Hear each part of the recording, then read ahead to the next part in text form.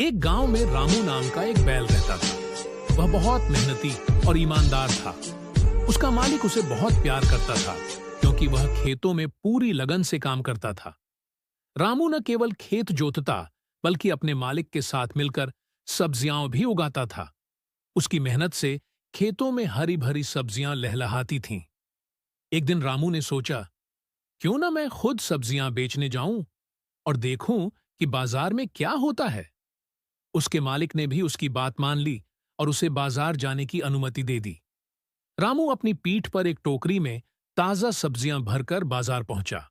वहां एक दुकानदार ने उसे बुलाया और कहा, अरे बैल भैया, ये सब्जियां मुझे दे दो, मैं इन्हें अच्छे दामों पर खरीद लूंगा।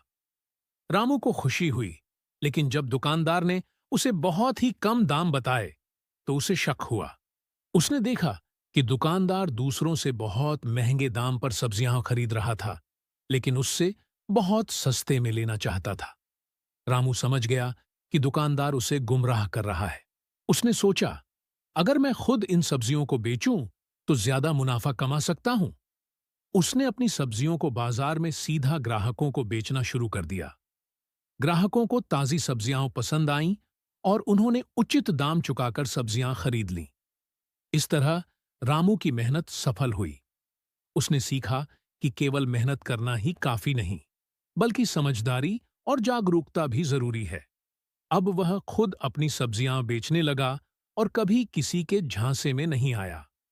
सीख, ईमानदारी और मेहनत के साथ समझदारी भी जरूरी होती है, तभी हम सफलता पा सकते हैं।